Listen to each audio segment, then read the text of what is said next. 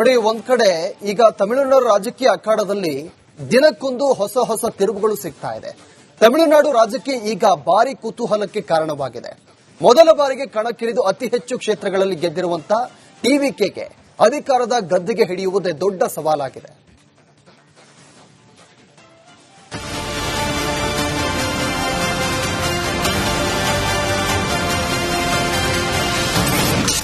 Election ಗೆದ್ದ ನಟ ವಿಜಯ್ಗೆ selection ಸಂಕಷ್ಟ. ಕಾಂಗ್ರೆಸ್ ಜೊತೆ ದೋಸ್ತಿಯೇ ಟಿವಿಕೆಗೆ ಆಯ್ತಾ ಕಂಟಕ.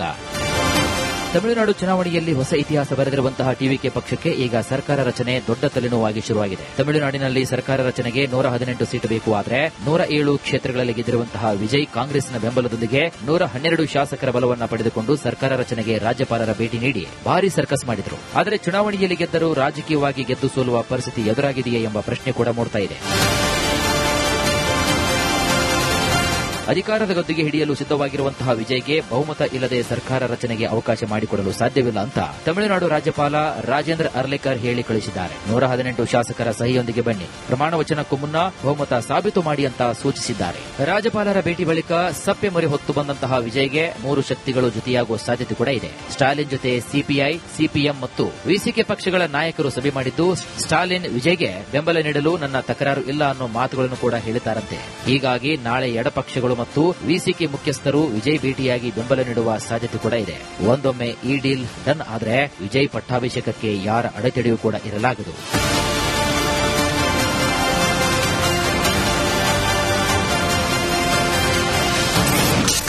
ಯಾರಾಗ್ತಾರೆ ಅಣ್ಣಾ ಡಿಎಂಕೆ ಸಭಾನಾಯಕ? ಡಿಎಂಕೆ ಏನೋ ವಿಜಯ್ ಸರ್ಕಾರ ಮಾಡಲಿ ನೋಡೋಣ ಅಂತ ಹೇಳಿ ಸೈಲೆಂಟ್ ಆಗಿ ಕುಳಿತಿದೆ. ಆದರೆ ಅಣ್ಣಾ ಡಿಎಂಕೆಯಲ್ಲಿ ಬಡಿದಾಟ ಶುರುವಾಗಿದೆ. ಹಿರಿಯ ನಾಯಕ ಷಣ್ಮುಗಂ ನೇತೃತ್ವದಲ್ಲಿ 35ಕ್ಕೂ ಹೆಚ್ಚು ಶಾಸಕರು ಪುದುಚೇರಿಯ ರೆಸಾರ್ಟ್ ಸೇರಿದ್ದು, ಎಡಪ್ಪಾಡಿ ಪಳನಿಸ್ವಾಮಿಗೆ ಆತಂಕ ಶುರುವಾಗಿದೆ. ಈ ಬೆಳವಣಿಗೆಯ ನಡುವೆ ಎಐಎಡಿಎಂಕೆಯ ಶಾಸಕಾಂಗ ಪಕ್ಷದ ನಾಯಕ ಯಾರಾಗ್ತಾರೆ ಅನ್ನೋ ಪ್ರಶ್ನೆ ಕೂಡ ಎದ್ದಿದೆ. ತಮಿಳುನಾಡು ರಾಜಕೀಯವನ್ನ ಮುಷ್ಟಿ ಹಿಡಿತದಲ್ಲಿ ಹಿಡಿದಂತಹ ಡಿಎಂಕೆ ಹಾಗೂ ಎಐಎಡಿಎಂಕೆಯ ಪಾರ್ಟಿಯನ್ನ ದೂರವಿಟ್ಟ ವಿಜಯ್ಗೆ ಎಡ ನಾಯಕರು ಸಾಥ್ ಕೊಟ್ಟಿದ್ದಾರೆ. ಮೊದಲ ಬಾರಿಗೆ ಚುನಾವಣೆಯಲ್ಲಿ ಸ್ಪರ್ಧಿಸಿ ಐತಿಹಾಸಿಕ ಗೆಲುವು ಸಾಧಿಸಿರುವಂತಹ ಟಿವಿಕೆಗೆ ಈಗ ಸರ್ಕಾರದ ಗದ್ದುಗೆ ಹಿಡಿಯುವುದೇ ದೊಡ್ಡ ಸವಾಲಾಗಿದೆ. Bureau report, republic Kannada.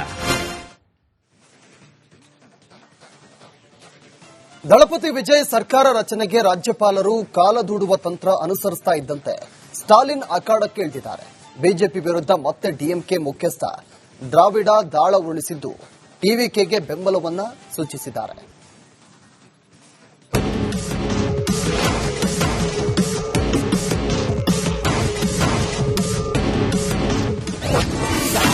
ತಮಿಳುನಾಡಲ್ಲಿ ಮತ್ತೆ ಸ್ಟಾಲಿನ್ ದ್ರಾವಿಡ ದಾಳ.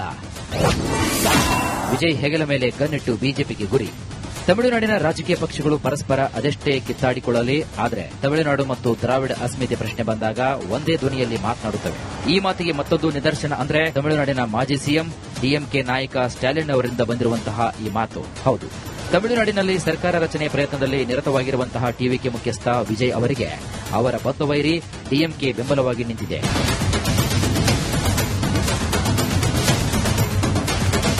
ಅಚ್ಚರಿ ಬೆಳವಣಿಗೆಯಲ್ಲಿ ವಿಜಯ್ ಅವರ ಟಿವಿಕೆ ಪಕ್ಷದ ಉದಯದ ಕಾರಣಕ್ಕೆ ತಮಿಳುನಾಡಿನಲ್ಲಿ ಅಧಿಕಾರ ಕಳೆದುಕೊಂಡ ಡಿಎಂಕೆ ಇದೀಗ ಅದೇ ಟಿವಿಕೆ ಪಕ್ಷಕ್ಕೆ ಸರ್ಕಾರ ರಚನೆಗೆ ಅವಕಾಶ ಕೊಡಬೇಕು ಅಂತ ರಾಜ್ಯಪಾಲರನ್ನ ಒತ್ತಾಯಿಸಿದೆ. ಟಿವಿಕೆ ಸರ್ಕಾರ ರಚನೆಗೆ ಅಡ್ಡಿಯಾಗಿರುವಂತಹ ರಾಜ್ಯಪಾಲ ಆರ್ವಿ ಅರ್ಲೇಕರ್ ಅವರು ತಮಿಳುನಾಡಿನಿಗೆ ಅವಮಾನ ಮಾಡುತ್ತಿದ್ದಾರೆ ಅಂತ ಡಿಎಂಕೆ ಗುಡುಗಿದೆ.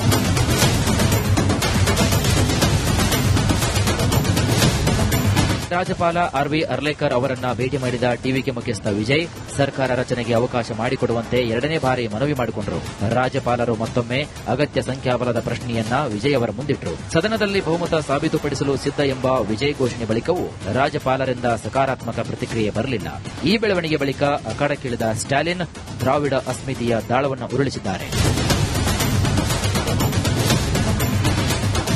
ಸದ್ಯ ತಮಿಳುನಾಡಿನಲ್ಲಿ ವಿಜಯ್ ವರ್ಸಸ್ ರಾಜ್ಯಪಾಲರು ಎಂಬಂತಹ ಸನ್ನಿವೇಶ ಸೃಷ್ಟಿಯಾಗಿದ್ದು, ಡಿಎಂಕೆಯನ್ನೂ ಕೂಡ ಒಳಗೊಂಡಂತೆ ತಮಿಳುನಾಡಿನ ಬಹುತೇಕ ರಾಜಕೀಯ ಪಕ್ಷಗಳು ಟಿವಿಕೆ ಪರವಾಗಿ ನಮ್ಮ ಧ್ವನಿಯನ್ನ ಗಟ್ಟಿಗೊಳಿಸಿವೆ. ವಿಸಿಕೆ ಮತ್ತು ಸಿಪಿಐ ನಾಯಕರು ಕೂಡ ತಮಿಳುನಾಡು ರಾಜ್ಯಪಾಲರ ನಡೆಯನ್ನ ಖಂಡಿಸಿದ್ದಾರೆ. ಟಿವಿಕೆ ವಿಜಯ್ ಪರವಾಗಿ ಬ್ಯಾಟ್ ಬೀಸಿರುವಂತಹ ಕಮಲ್ ಹಾಸನ್, ನನ್ನ ಸಹೋದರ ಮಾಜಿ ಮುಖ್ಯಮಂತ್ರಿ ಮತ್ತು ಡಿಎಂಕೆ ಮುಖ್ಯಸ್ಥ ಎಂಕೆ ಸ್ಟಾಲಿನ್ ಜನರ ತೀರ್ಪನ್ನ ಸ್ವಾಗತಿಸಿ ವಿರೋಧ ಪಕ್ಷದಲ್ಲಿ ಕೂರಲು ಸಿದ್ಧ ಅಂತ ಹೇಳಿದ್ದಾರೆ. ನಾನು ಅವರ ರಾಜಕೀಯ ಪ್ರಬುದ್ಧತೆಯನ್ನ ಗೌರವಿಸುತ್ತೇನೆ.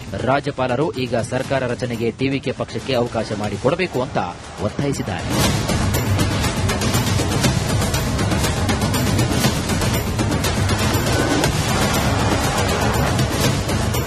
ಒಟ್ಟಾರೆಯಾಗಿ ಈಗ ತಮಿಳುನಾಡಿನಲ್ಲಿ ನಡೀತಾ ಇರುವಂತಹ ರಾಜಕೀಯ ಮತ್ತೆ ದ್ರಾವಿಡ ಅಸ್ಮಿತೆಯನ್ನ ಬಡಿದೆಬ್ಬಿಸಿದೆ. ಎಐಎಡಿಎಂಕೆ ಹೊರತುಪಡಿಸಿ ಎಲ್ಲ ಪಕ್ಷಗಳು ರಾಜ್ಯಪಾಲರ ನಡೆಯ ವಿರುದ್ಧ ಇದ್ದು ಬಿಜೆಪಿ ನೇತೃತ್ವದ ಕೇಂದ್ರ ಸರ್ಕಾರವನ್ನ ಟಾರ್ಗೆಟ್ ಮಾಡಿವೆ. News desk, republic Kannada.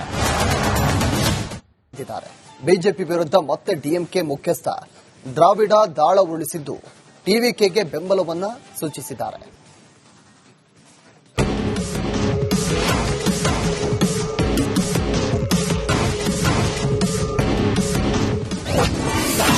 ತಮಿಳುನಾಡಲ್ಲಿ ಮತ್ತೆ ಸ್ಟಾಲಿನ್ ದ್ರಾವಿಡ ದಾಳ.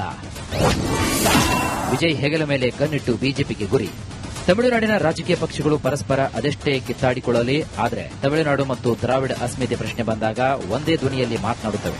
ಈ ಮಾತಿಗೆ ಮತ್ತೊಂದು ನಿದರ್ಶನ ಅಂದ್ರೆ ತಮಿಳುನಾಡಿನ ಮಾಜಿ ಸಿಎಂ ಡಿಎಂಕೆ ನಾಯಕ ಸ್ಟಾಲಿನ್ ಅವರಿಂದ ಬಂದಿರುವಂತಹ ಈ ಮಾತು. ಹೌದು, ತಮಿಳುನಾಡಿನಲ್ಲಿ ಸರ್ಕಾರ ರಚನೆ ಪ್ರಯತ್ನದಲ್ಲಿ ನಿರತವಾಗಿರುವಂತಹ ಟಿವಿಕೆ ಮುಖ್ಯಸ್ಥ ವಿಜಯ್ ಅವರಿಗೆ ಅವರ ಬದ್ಧವೈರಿ ಡಿಎಂಕೆ ಬೆಂಬಲವಾಗಿ ನಿಂತಿದೆ.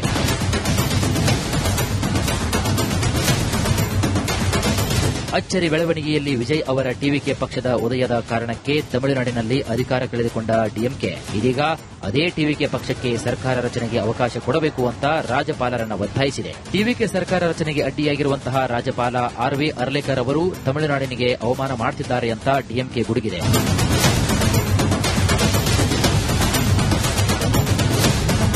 ರಾಜ್ಯಪಾಲ ಆರ್.ವಿ. ಅರ್ಲೇಕರ್ ಅವರನ್ನ ಭೇಟಿ ಮಾಡಿದ ಟಿವಿಕೆ ಮುಖ್ಯಸ್ಥ ವಿಜಯ್ ಸರ್ಕಾರ ರಚನೆಗೆ ಅವಕಾಶ ಮಾಡಿಕೊಡುವಂತೆ ಎರಡನೇ ಬಾರಿ ಮನವಿ ಮಾಡಿಕೊಂಡರು. ರಾಜ್ಯಪಾಲರು ಮತ್ತೊಮ್ಮೆ ಅಗತ್ಯ ಸಂಖ್ಯಾಬಲದ ಪ್ರಶ್ನೆಯನ್ನ ವಿಜಯ್ ಅವರ ಮುಂದಿಟ್ಟರು. ಸದನದಲ್ಲಿ ಬಹುಮತ ಸಾಬೀತುಪಡಿಸಲು ಸಿದ್ಧ ಎಂಬ ವಿಜಯ್ ಘೋಷಣೆ ಬಳಿಕವೂ ರಾಜ್ಯಪಾಲರಿಂದ ಸಕಾರಾತ್ಮಕ ಪ್ರತಿಕ್ರಿಯೆ ಬರಲಿಲ್ಲ. ಈ ಬೆಳವಣಿಗೆ ಬಳಿಕ ಅಖಾಡಕ್ಕಿಳಿದ ಸ್ಟಾಲಿನ್ ದ್ರಾವಿಡ ಅಸ್ಮಿತೆಯ ದಾಳವನ್ನು ಉರುಳಿಸಿದ್ದಾರೆ. ಸದ್ಯ ತಮಿಳುನಾಡಿನಲ್ಲಿ ವಿಜಯ್ ವರ್ಸಸ್ ರಾಜ್ಯಪಾಲರು ಎಂಬಂತಹ ಸನ್ನಿವೇಶ ಸೃಷ್ಟಿಯಾಗಿದ್ದು ಡಿಎಂಕೆಯನ್ನು ಕೂಡ ಒಳಗೊಂಡಂತೆ ತಮಿಳುನಾಡಿನ ಬಹುತೇಕ ರಾಜಕೀಯ ಪಕ್ಷಗಳು ಟಿವಿಕೆ ಪರವಾಗಿ ನಮ್ಮ ಧ್ವನಿಯನ್ನ ಗಟ್ಟಿಗೊಳಿಸಿವೆ. ವಿಸಿಕೆ ಮತ್ತು ಸಿಪಿಐ ನಾಯಕರು ಕೂಡ ತಮಿಳುನಾಡು ರಾಜ್ಯಪಾಲರ ನಡೆಯನ್ನ ಖಂಡಿಸಿದ್ದಾರೆ. ಟಿವಿಕೆ ವಿಜಯ್ ಪರವಾಗಿ ಬ್ಯಾಟ್ ಬೀಸಿರುವಂತಹ ಕಮಲ್ ಹಾಸನ್ ನನ್ನ ಸಹೋದರ ಮಾಜಿ ಮುಖ್ಯಮಂತ್ರಿ ಮತ್ತು ಡಿಎಂಕೆ ಮುಖ್ಯಸ್ಥ ಎಂಕೆ ಸ್ಟಾಲಿನ್ ಜನರ ತೀರ್ಪನ್ನ ಸ್ವಾಗತಿಸಿ ವಿರೋಧ ಪಕ್ಷದಲ್ಲಿ ಕೂರಲು ಸಿದ್ಧ ಅಂತ ಹೇಳಿದ್ದಾರೆ. ನಾನು ಅವರ ರಾಜಕೀಯ ಪ್ರಬುದ್ಧತೆಯನ್ನ ಗೌರವಿಸುತ್ತೇನೆ. ರಾಜ್ಯಪಾಲರು ಈಗ ಸರ್ಕಾರ ರಚನೆಗೆ ಟಿವಿಕೆ ಪಕ್ಷಕ್ಕೆ ಅವಕಾಶ ಮಾಡಿಕೊಡಬೇಕು ಅಂತ ಒತ್ತಾಯಿಸಿದ್ದಾರೆ.